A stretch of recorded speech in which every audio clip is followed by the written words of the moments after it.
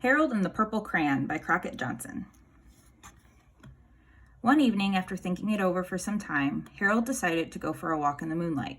There wasn't any moon, and Harold needed a moon for a walk in the moonlight, and he needed something to walk on.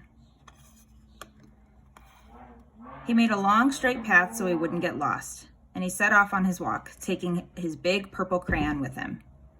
But he didn't seem to be getting anywhere on the long, straight path. So he left the path for a shortcut across a field, and the moon went with him. The shortcut led right to where Harold thought a forest ought to be. He didn't want to get lost in the woods, so he made a very small forest with just one tree in it. It turned out to be an apple tree. The apples would be very tasty, Harold thought, when they got red. So he put a frightening dragon under the tree to guard the apples. It was a terribly frightening dragon. It even frightened Harold. He backed away. His hand holding the purple crayon shook. Suddenly he realized what was happening. But by then, Harold was over his head in an ocean. He came up thinking fast, and in no time he was climbing aboard a trim little boat. He quickly set sail, and the moon sailed along with him. After he had sailed long enough, Harold made land without much trouble. He stepped ashore on the beach, wondering where he was. The sandy beach reminded Harold of picnics, and the thought of picnics made him hungry. So he laid out a nice, simple picnic lunch.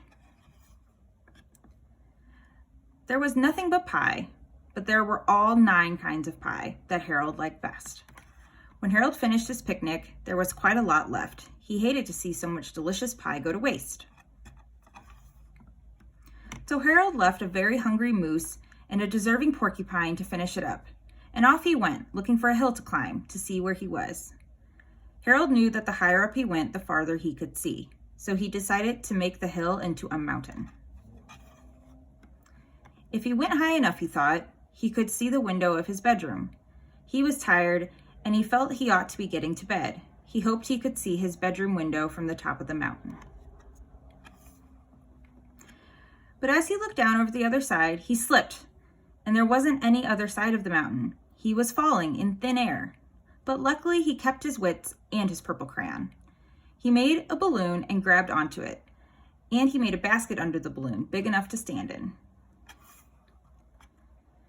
He had a fine view from the balloon, but he couldn't see his window. He couldn't even see a house.